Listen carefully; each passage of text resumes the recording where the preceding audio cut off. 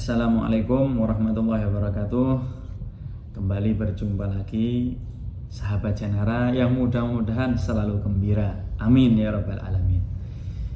Kita akan membahas tentunya yang berkaitan di bulan ini, yaitu bulan Rajab, kisah Nabi Muhammad SAW.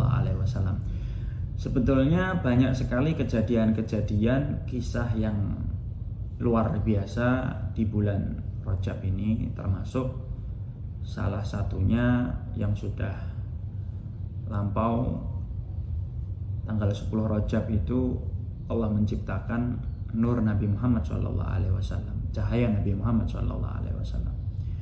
Penciptaan nur Nabi Muhammad itu ada di bulan Rajab. Tapi ketika jasadnya Nabi Muhammad dilahirkan itu 12 Rabiul Awal. Hampir semua ulama mengatakan seperti itu, ya. Dan ada juga kisah yang tak kalah menariknya, yaitu kisah Nabi Muhammad SAW tatkala Isra wal Mi'raj. Sebagaimana Allah Subhanahu wa taala berfirman dalam Al-Quran, Bismillahirrahmanirrahim, Subhanalladzi asra bi'abdihi laylam minal masjidil harami ilal masjidil aqsa alladzi barakna hawlahu linuriyahu min ayatina innahu huwas sami'ul basir. Al-ayah, yaitu Nabi Muhammad mendapatkan undangan khusus sebetulnya, ya, undangan khusus dari Allah Subhanahu wa taala. Tapi sebelum kita membahas tentang Isra wal Mi'raj ini, malam Isra wal Mi'raj ini, kejadian sebelum Nabi Muhammad mendapatkan undangan tersebut, ada beberapa kejadian itu yang membuat Nabi Muhammad itu sangat susah, sangat sedih di tahun-tahun itu. Yang paling, bahkan ulama mengatakan yang paling membuat Nabi Muhammad SAW susah, yang paling membuat Nabi Muhammad Sallallahu Alaihi Wasallam sedih ialah tahun itu. Bahkan ada yang mengatakan Yaumul Huzun, hari sedih. Kenapa? Ya, ketika itu Nabi Muhammad Sallallahu Alaihi Wasallam ditimpa suatu ujian, suatu musibah dengan meninggalnya orang yang dicintai Nabi Muhammad Sallallahu Alaihi Wasallam, yaitu pamannya Rasulullah SAW yang bernama Abu Thalib. Tak lama kemudian,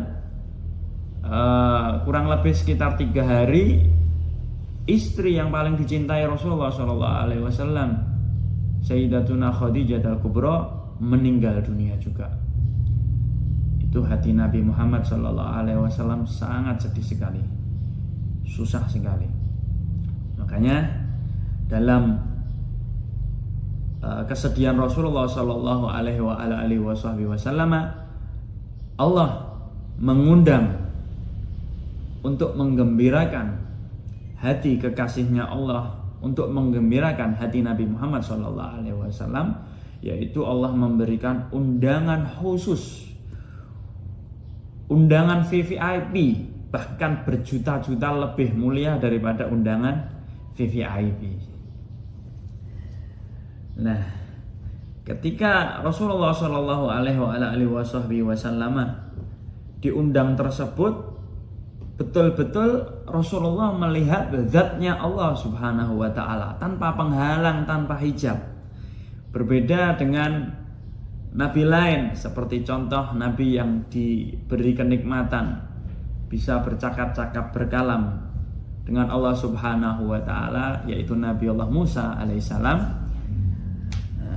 Nabi Musa dalam Al-Quran dikatakan wa kallamallahu Musa taklima, diberi oleh Allah Subhanahu wa taala mukjizat untuk bisa bercakap-cakap dengan Allah Subhanahu wa taala. Tatkala Nabi Allah Musa ini kepengin melihat zatnya Allah Subhanahu wa taala, tidak diizini oleh Allah Subhanahu wa taala. Dikatakan lantaroni, tidak mungkin engkau Musa bisa melihat zatku, kata Allah. Akan tetapi Nabiullah Muhammad tidak minta sama sekali, diberi oleh Allah Subhanahu wa taala kenikmatan yang bisa bercakap-cakap, yang bisa melihat langsung zatnya Allah Subhanahu wa taala. Nah, sebetulnya kejadian Isra, kisah Isra wal Mi'raj ini itu sangat banyak sekali, tapi sangat singkat sekali. Bahkan kalau kita membaca Maulid Ad-Daiba, itu dikatakan summa arudduhu minal arsh qabla ayyabrudal farsh.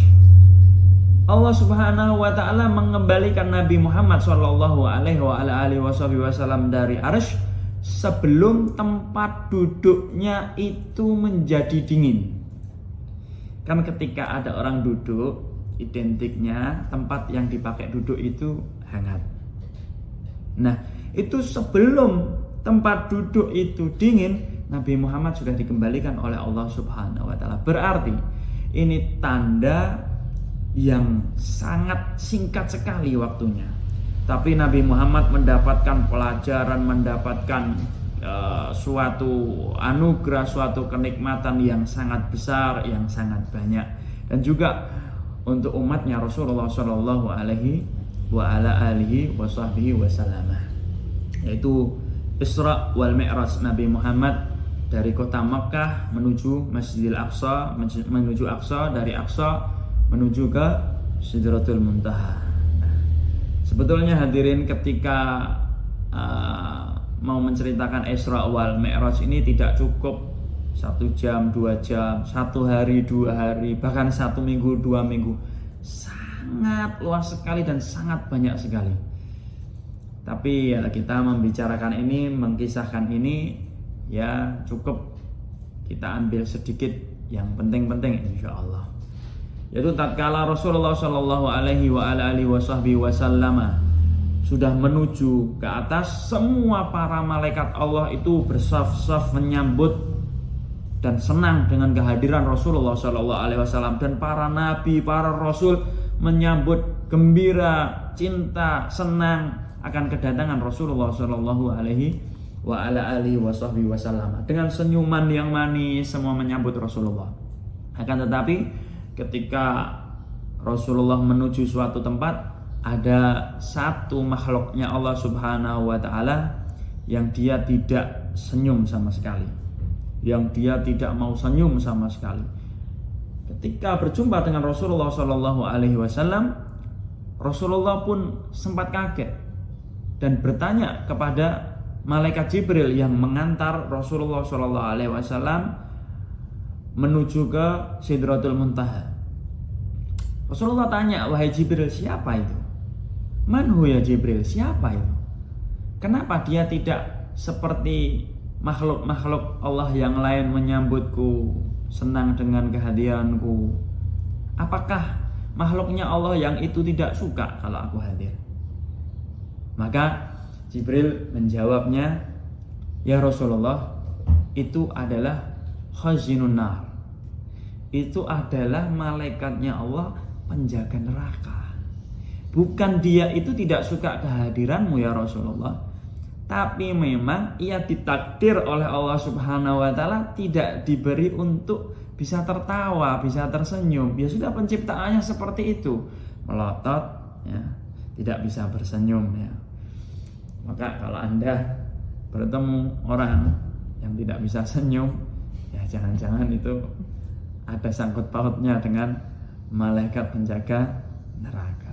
Hadirin yang dimuliakan Allah Subhanahu wa taala, terus Rasulullah melihat kejadian-kejadian yang menunjukkan kuasa Allah Subhanahu wa taala, sebagaimana dikatakan dalam ayat tadi, linuriyahu min ayatina, untuk menunjukkan kekuasaan Allah Subhanahu wa taala. Di dalam perjalanan Isra wal Mi'raj ini, Rasulullah Shallallahu Alaihi Wasallam melihat satu kaum, dinamakan kaum. Ini beberapa ulama menyebutkan kaum itu yang minimal 1000 orang. Banyak orang berarti ya. Rasulullah melihat banyak orang ketika perjalanan tersebut, yang mana kepalanya ini dibentur-benturkan di suatu tempat atau tembok, dinding, sampai kepalanya itu berdarah, remuk, pecah. Ketika sudah pecah, hancur kepalanya, dikembalikan oleh Allah Subhanahu wa taala seperti semula. Dibenturkan lagi dengannya, dibenturkan lagi, dibenturkan keras. Pecah, hancur, dikembalikan oleh Allah Subhanahu wa taala, dan dia terus merasakan kesakitan akan benturan tersebut sambil menangis, disiksa oleh Allah Subhanahu wa taala. Rasulullah Shallallahu alaihi wasallam menangis melihat itu adalah gambaran daripada umatnya kelak disiksa dalam neraka Allah Subhanahu wa taala yang siksanya seperti itu. Dan Rasulullah bertanya, "Ya Jibril, man haula?" Siapa itu Jibril? Siapa itu Jibril? Malaikat Jibril menjawab, "Mereka itu adalah golongan daripada umatmu ya Rasulullah, yang mana kepalanya berat melaksanakan sholat."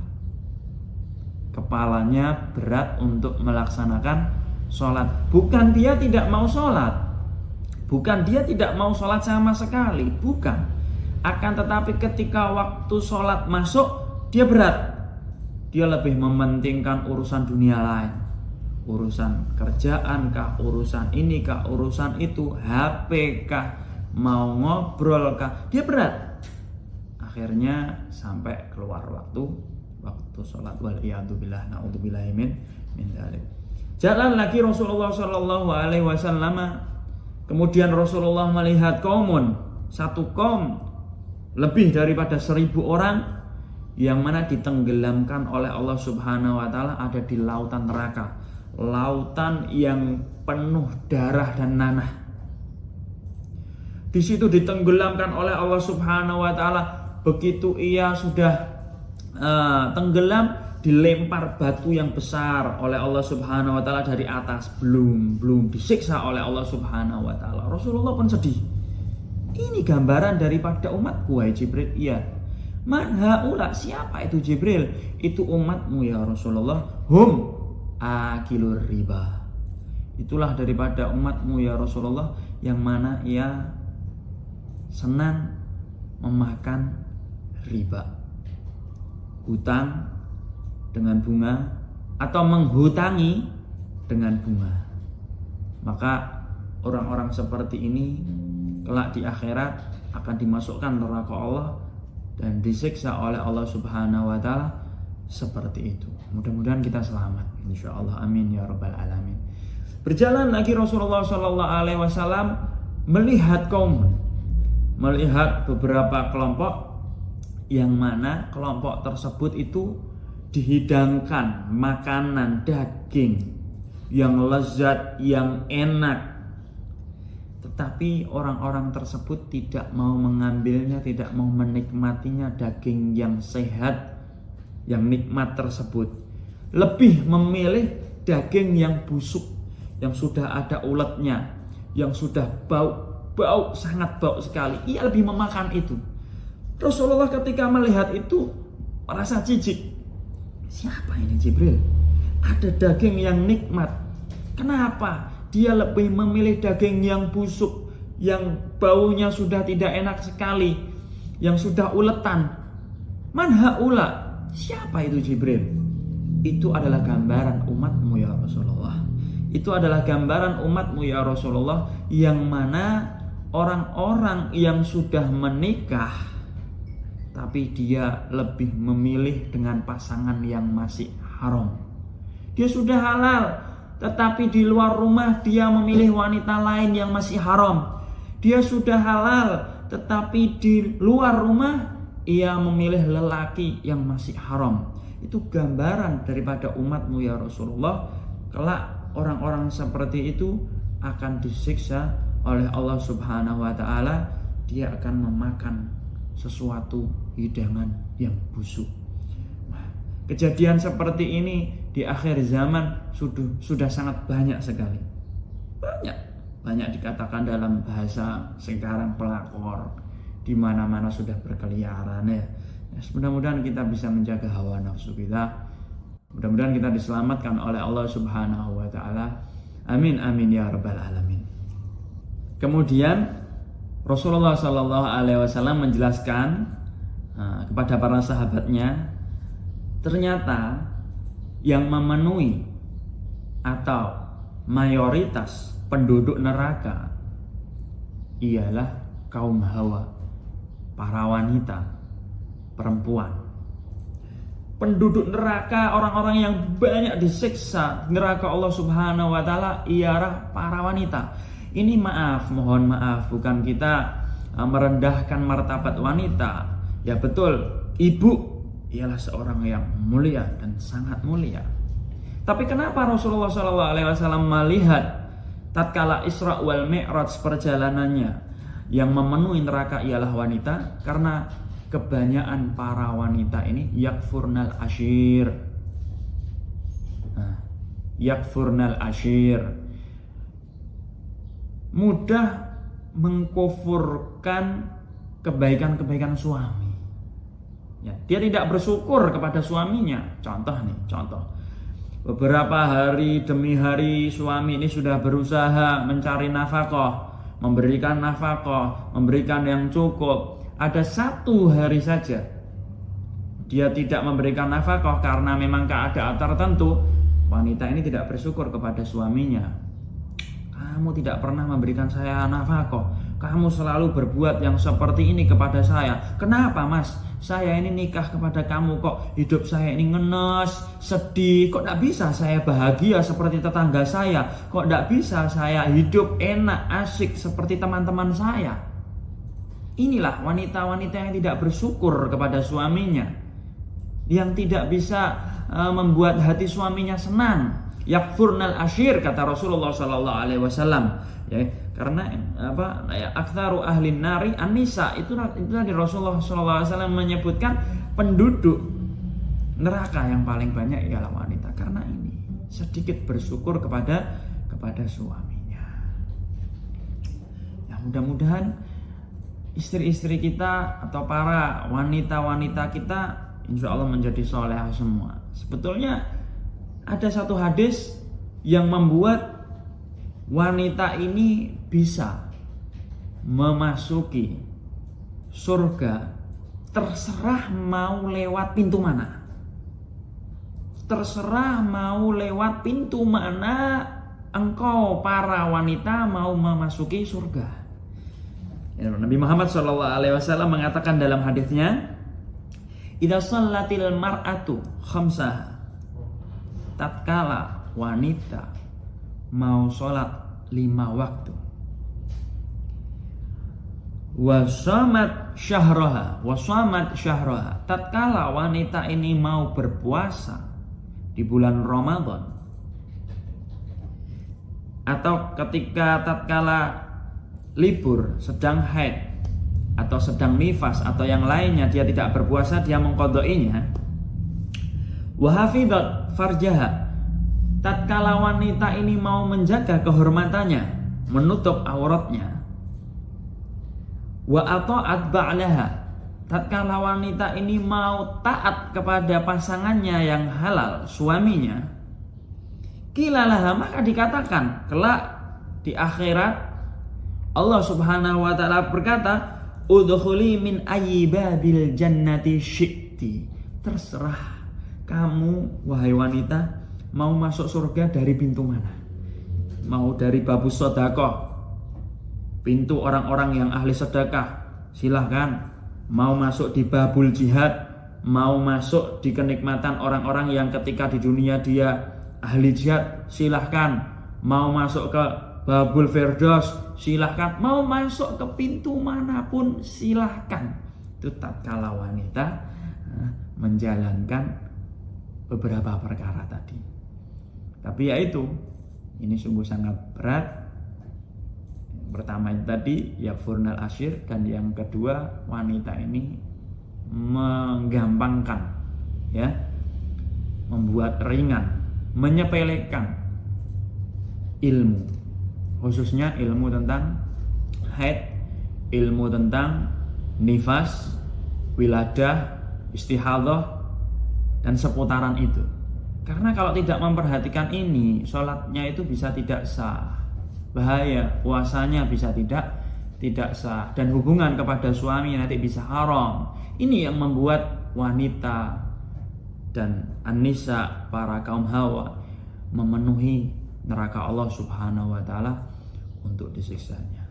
Maka dari itu, kalian wahai para wanita, ayo banyak-banyak bersyukur kepada suaminya ya. Banyak-banyak bersyukur dalam hatinya kepada para suaminya, dan juga jangan meninggalkan ilmu, khususnya ilmu tentang fikih, ilmu tentang bagaimana haid, apa itu haid, batasannya apa, nifas, wilada, istihadah dan lain-lain. Mudah-mudahan kita termasuk orang-orang yang kelak selamat dari siksanya Allah di nerakanya Allah. Amin amin ya rabbal alamin. Dan tentunya bagi sahabat Janara yang memiliki pertanyaan bisa ditulis di kolom komentar. Insya Allah dalam waktu dekat kami akan menjawabnya. Mudah-mudahan pertemuan kali ini membuahkan suatu ridha Allah Subhanahu wa taala yang besar, dan mudah-mudahan kalian sahabat Janara selalu bahagia dan gembira. Amin ya rabbal alamin.